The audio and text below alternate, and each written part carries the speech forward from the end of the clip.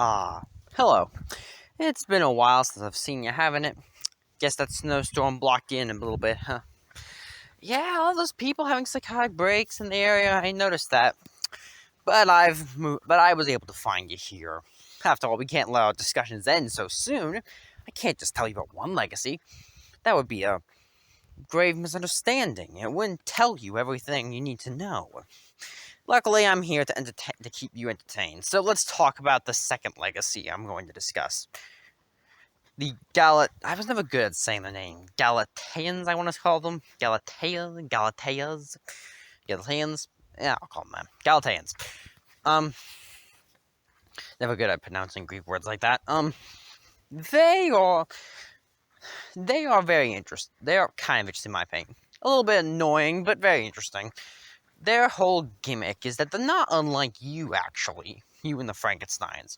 They are often made from parts and dead bodies and such, but unlike you, they are generally described as beautiful to some extent, and their reason for existing is different. The main reason for existing is love, one of the most powerful human emotions, and not just love in the way you're thinking, but in many other ways too. That's kind of what they represent.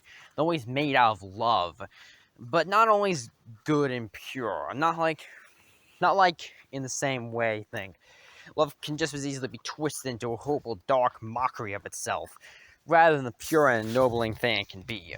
And the Galateans represent that far too well. Of course, as it should not surprise you, given their name, many of them believe, of course, Galatea herself to be the first of them, which doesn't really surprise anyone. The only real difference is that the idea is that she would eventually go off to try to on a pilgrimage to try to become human.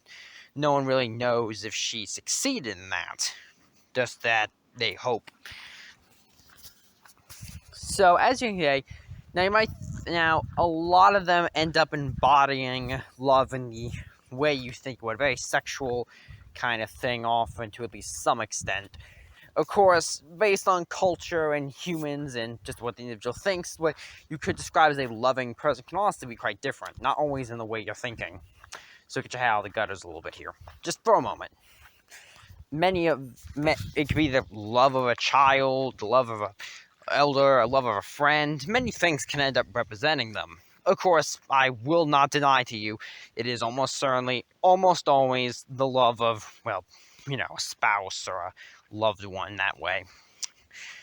And the main trait that often holds a lot of them together is that they all, to some extent, look beautiful, supernaturally so, unnaturally, too beautiful for a human to naturally possess in many a fashion.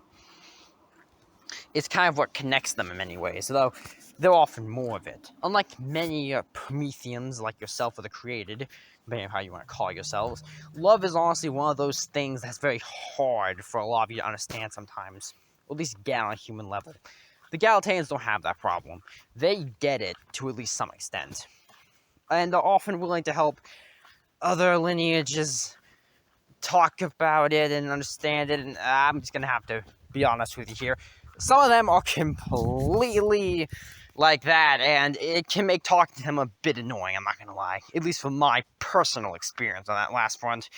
That's all anecdotal, but I generally don't like being in their company much. They're often a bit weird, in my opinion. And yes, I'm well aware of the other lineages.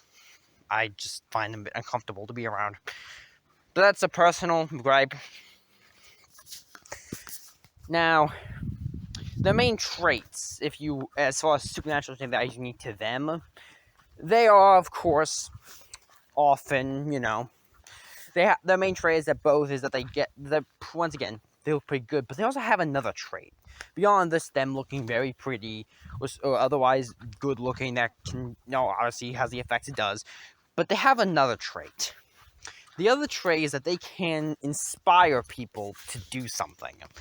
That their very presence inspires people to do things. Not always in a bad way, of course, oftentimes in a very heroic and ennobling way. Until, disquiet takes effect, but let's just ignore that. It can inspire people to be great heroes and do noble deeds. Of course, This also feeds into what happens when disquiet from them takes over. People become obsessed with them in all the ways you can imagine. Stalkers, wanting to beat them up, destroy the rich kind of thing. It usually takes very bad forms and not very good for them. It's not always very good, and often people develop a sick obsession with them if they stick around too long. A twisted mockery of love, isn't it?